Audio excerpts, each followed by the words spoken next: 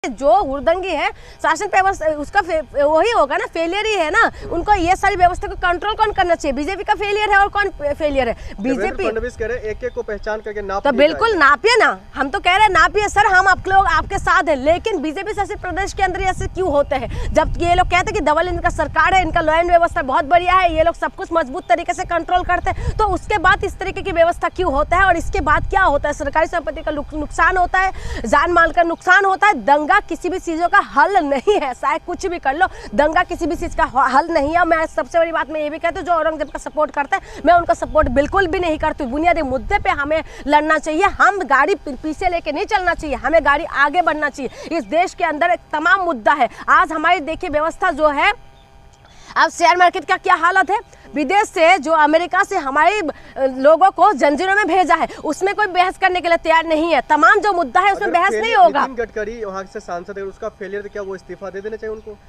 किसको? नितिन गडकरी। देखिए नितिन गडकरी जो है ना, नितिन गडकरी को मैं अच्छा नेता मानती हूँ, उनको मैं मानती हूँ उनको अच्छा नेता। इसका मतलब ये नहीं कि इस्तीफा दे दे, लेकिन उस व्यवस्था को कंट्रोल करने का बीजेपी का नेता नितिन गडकरी हो या बीजेपी हो, ठीक है, कोई भी हो, वहाँ पर सिर्फ बीजेपी का प्रदेश है तो बीजेपी का कंट्रोल के अंदर है, तो बीजेपी को कहाँ इस्तीफा देते? कभी देखा है आपने बीजेपी के नेता को कोई इस्तीफा देते हुए? ट्रेन का कितना बड़ा बड़ा हादसा हो गया, कभी देखा है रेल मंत्री को कुछ इस तरीके से बोलते हुए, अपनी जिम्मेदारी लेके इस्तीफा देते हुए? पहले जो रेल मंत्री था लालू प्रसाद यादव ने पहले इस्तीफा दे दिया था, लेकिन इनकी जो मंत्री है ये कभी देखा अपनी जिम्मेदारी लेते हुए उनके अंदर कितना अच्छा? कहाँ आप रेलवे पर चली गई? सुनिए मेरी बात यह है कि नेताओं की बात आपने कहा है, तब मैं बोल रही हूँ ये बात। पहले के जो नेता होते थे ना, वो नैतिक जिम्मेदारी लेते थे, लेकिन अभी की जो नेता है वो कभी किसी भी मुद्दे पे जिम्मेदारी नहीं लेते। नैतिक जिम्मेदारी ले रही है आजकल बीजेपी की, जैसे जो है ना लोगों को घुमाने वाले यहाँ पर अब मौजूद नहीं है। बीजेपी का नेता जितना जनता को भटकाते हैं ना, ऐसे कोई नेता नहीं है जो जनता को भटकाते होंगे। बीजेपी कह रहे हैं जो कुछ विपक्षी लोग हैं उसका ये साजिश है और वही लोग भड़का रहे हैं मामलों। देखिए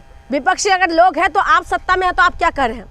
आप क्या करें? जब आप सत्ता में हैं तो आप क्या करें? आपके पास तो पूरा पावर है ना, ईडी सीबीआई से लेके पुलिस व्यवस्था लेके आर्मी पार्लियामेंट्री फोर्स सब कुछ तो आप लोगों के हाथ में है। तो आप लोग इन्वेस्टिगेशन करें, उसके बाद पता लगाइए कौन विपक्षी पार्टी ये सब कर रहे हैं, कौन कर रहे हैं और किसके अंदर इतना साहस है कि दंगा भड़काने की कोशिश करे, तो उनको पकड़े और जेल के अंदर डालिए। क्योंकि जब प्रशासन प्रशासन के हाथ में सब कुछ है, सरकार इतना ताकतवर होते हैं ना, सरकार अगर चाहे तो कोई पत्ता भी नहीं हिल सकते, तो सरकार के पास सब कुछ है। लेकिन सरकार जब करना नहीं चाहेंगे तो फिर आप क्या कर लेंगे? देवेंद्र फडणवीस एक्शन की बात करते हुए दिखाई दे रहे हैं, कह रहे हैं जो सब पर कार्रवाई की जाएगी, जो नकाबपोश गुंडे आए थे। देखिए कार्रवाई हो, हम तो कह रहे हैं कार्रवाई होना चाहिए। आप बताइए कि छोटी से ऐसे गुंडों को बढ़ावा कौन दे रहा है? कौन बढ़ावा देता है? यही लोग करते होंगे, बीजेपी वाले करते होंगे। और कौन करते होंगे? क्योंकि यही लोगों के अंदर ही ये सब मानसिकता होता है। अभी आपने देखा होगा मस्जिद के सामने हुड़दंग जाके कौन करते हैं, ठीक है, बाकी जगह पे होली दिवाली आते हैं, कुछ अच्छा त्योहार आता है तो हुड़दंग कौन करते हैं? यही लोग ही तो करते हैं। तो क्या पता कौन कर रहा है? तो ये तो इन्वेस्टिगेशन करना चाहिए ना। इन्वेस्टिगेशन कौन करेंगे? यही व्यवस्था ही करेंगे, हम तो जाके करेंगे नहीं ना, हमने देखा है जाके। लेकिन एक बताऊं मैं,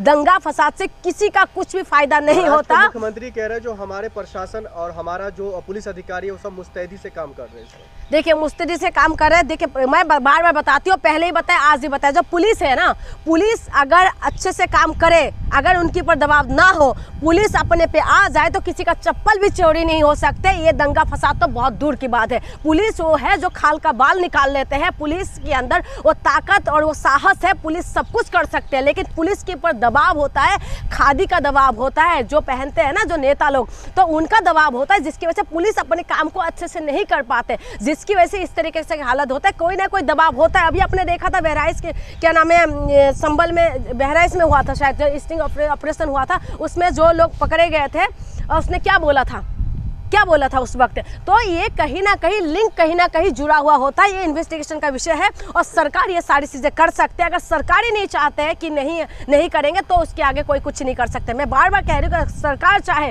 तो सब कुछ हो सकता है, अगर सरकार नहीं चाहे ना तो कुछ भी नहीं हो सकते। मैं तो सबसे अपील यही करूंगी कि शांति व्यवस्था बना के रखिए, आपके मुद्दे का जो है ना, मुद्दे पे अड़े रहिए। कोई भी पीछे गाड़ी चलाने से देश आगे नहीं बढ़ेंगे।